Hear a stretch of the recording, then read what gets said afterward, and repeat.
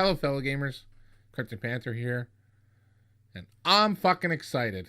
I just finished watching Sony's E3 conference. And fuck. The Last of Us Part 2. I threw my wallet at the screen and broke my TV. Fucking hell, that game looked awesome. I'm fucking stoked. No release date. Not even a projected release date. Son of a bitch. That was awesome. The way they started out, had the audience in the tent, and then it switched to Ellie being in the tent. Fuck, that was awesome. It was awesome. That was awesome. I was impressed with that. I'm a fucking huge Last of Us fan, huge fan, and Part 2 coming, I just couldn't be fucking happier. The game looked fucking brilliant. And we don't even know how far into production they are. Like, is the game even half done now? 3/4 done? We don't know. We didn't get a release date. We didn't get a projected release date. Like, we didn't get, like, fall 2019. We got nothing. But that cool intro and the fucking badass gameplay. Fuck yes. I'm excited. Then we got Ghost of... I can't even pronounce the fucking name, but I have to see the title of the name to know what the hell it is. The new Game Boy Sucker Punch looked fucking amazing. I'm excited. So excited for that game as well. The fucking gameplay. The fucking game looks so good. So crisp. So polished. The audio was so just nice. It was all great. Great. I can't say enough nice things about it. It looked awesome. It looked awesome. We got... Control. They showed the game Control by 505. I don't know what it is. The trailer was like this chick is like floating through space and firing things with like kinesis or some shit. I have no idea. I want to see more of that. Oh yes, Resident Evil 2. That game looked fucking cool.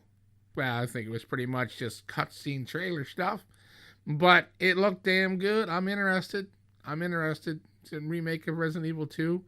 I played, I think it was Resident Evil 3 or 4 back in my 360 days, and I really liked that game. I really liked it. So I'm looking forward to some more Resident Evil. I didn't play the last one, the Resident Evil that just came out.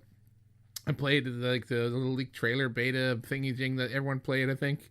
It was pretty cool, but I didn't buy the game. I kind of wish I had have. I may pick it up yet. Excuse me, this is early in the morning for me. I get up early to watch the PlayStation press conference before work, so I'm still just I'm on a high from that, and I just finished my coffee, so I'm just ripping up here. I don't even know what to say. We saw Tabor saves the world or something. Was that? I can't remember the name of it. I didn't even take any notes for this. I didn't write nothing down. I just finished watching it. Yeah, I have no notes. Not like the other press conferences. I had notes, or at least bullet points to talk about. I have nothing. I'm just sitting here talking. I'm losing my voice apparently. Yeah, and then they showed Death Stranding.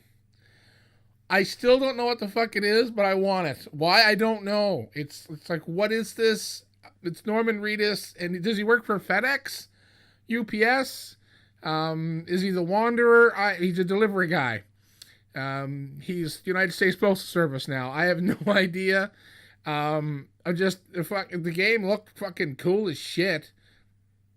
Like, it's still mysterious as fuck. No one really knows what it is, but everybody seems to want to know more, and everyone seems to want it. It's just fucking crazy. I don't even know what to say. The game just looks fucking crazy, and it's from Kojima, so who knows? Maybe someone made the joke that maybe we're playing it right now. Maybe we're already playing it and we don't even know. So they didn't do a lot of big reveals at E3. They touched on their 4 big games, and then they did those little reveals in between. And I'm like, well, I don't know. E3 should be about maybe showing, showing some gameplay of games that we're waiting for, giving us some release dates, and showing us what's coming. I don't know how I feel about the press conference not really being about reveals, like the way that Xbox's press conference was pretty big, heavy on reveals, world premieres, console launch exclusives. Got to put the air quotes on that because they say exclusive, but it's a lot of them are console launch exclusives. Yeah, excuse me. So they also showed some more Kingdom Hearts, and the fucking Pirates of the Caribbean's are in it. And I'm like, this game is. I don't know what this game is. I'm confused by it. Like I said before, this is like the third time we've seen the Kingdom Hearts trailer, and each time I think we see something a little bit different. Sony's all in with it. Like I said, I was surprised to see it at the Xbox conference. Not that I'm saying that I didn't know it was going to be on Xbox, but I just figured for some reason it was going to be shown only at either the Square Enix or the Sony press conference. But anyways, we saw it, Kingdom Hearts for the third time in this press conference. It's ridiculous. Pirates of the Caribbean, and I'm like, oh yeah, Disney owns that, so yeah, it makes sense. So we get that. Oh, and just coming January, I think it's January 25th. I think it was 22nd, 25th. And there's going to be a limited edition PlayStation 4 Pro Kingdom Hearts.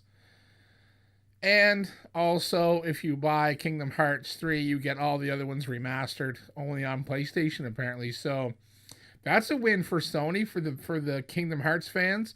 And plus, anyone wanting to get into that series, you're going to get the previous titles remastered. So there you go. For PlayStation 4 fans and Kingdom Hearts fans, they're just handing that over to you. Then they kind of guess in between the moving the audience from the tent, because they didn't want a tent before, for the Last of Us 2 spot at the first, and they moved them all into the auditorium. So in between that transition for the in audience, the live audience, Jesus, they moved them to the back into the studio for moving from the giant tent, which that just blows me away that they've done something like that. Oh yes, and to stay it off, Gustavo coming out at the first and playing the banjo on that was fucking cool as shit. Gustavo done the music for Last of Us, and he's doing for Last of Us 2.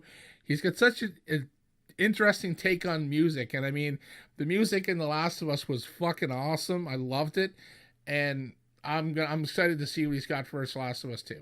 So we're during that little press conference break in the center, the little intermission they had. Sean Layden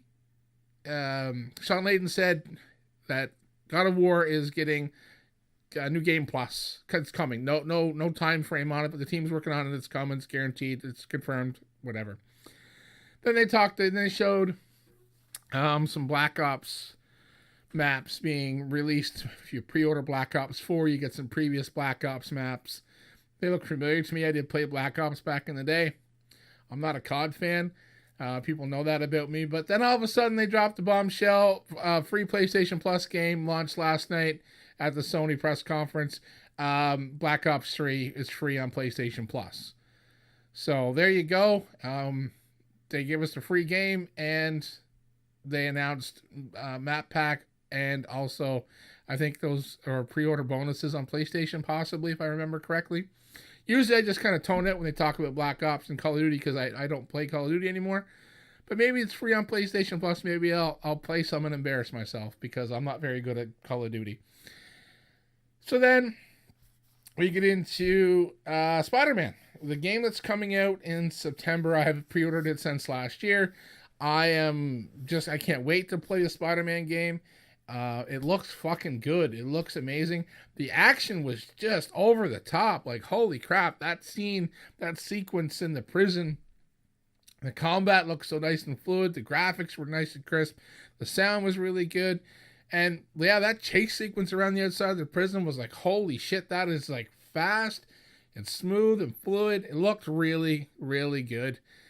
And then all the villains, Rhino, Scorpion, Vulture, oh man, like just all those villains, man. I grew up watching those Spider-Man cartoons, and Rhino and all them were always, the villains that he had to fight all the time, and it brings back a lot of memories for me. It was like, wow, like it was wicked. So yeah, overall I enjoyed the press conference. Impressed by like the limited amount of game releases information. Like there was no big. I guess Neo 2. Sorry, Neo 2 was announced as well. I tried the beta for Neo. It's just not my style of game. It's kind of Dark Souls and that type of thing where you really need to learn every ounce of move and like, it just wasn't my type of game. The game looked amazing. I know a friend of mine has played it and beat it. He loved it. I see other people talk about the game and how much they liked it, but not my style of game. But hey, I'm excited for fans that are excited for a game. I mean, like I said, I'm happy for gamers. I mean, I pick on people that play certain games. It's more a joke. I mean, if you're gaming, you're gaming. I don't care what you play. Um, yeah. So the Sony press conference, was I impressed with it? Yes and no. I really liked.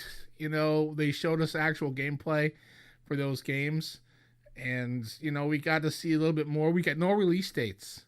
No even projected release dates. I don't believe, unless I missed them. Yeah. I don't know. I kind of miss the old E3 that they used to do, where they bring the developers out on the stage and have them introduce their game. I do like that. Like, I mean, I enjoyed the Xbox conference for that reason. They stuck. The Xbox has stayed with the tried and true E3 conference style, but yet Sony, they've gone to a different style altogether. So yeah, I enjoyed what I saw. I really liked it.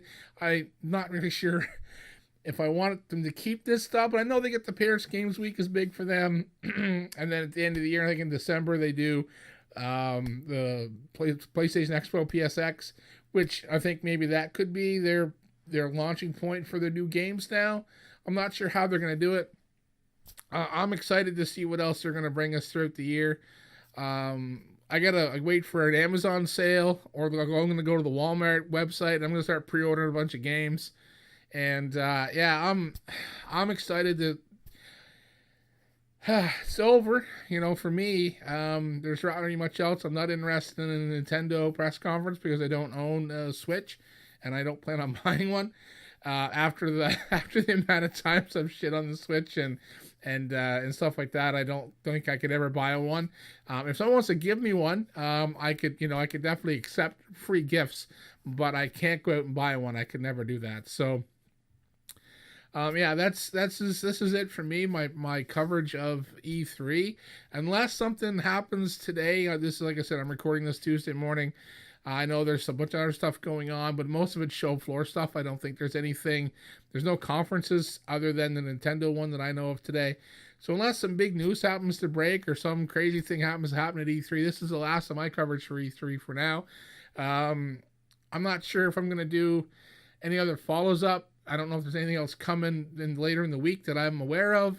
But yeah, anyone that's at E3, they're lucky they get to play some games. I get a hands on with some of those things. I'm jealous as hell.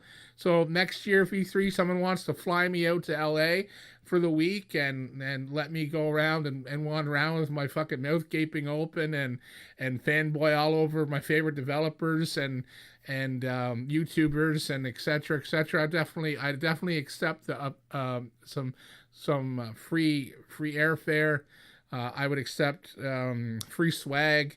I'd accept anything pretty much, even if they just flew me out and let me walk around the building and then sent me home. I'd be fucking ecstatic.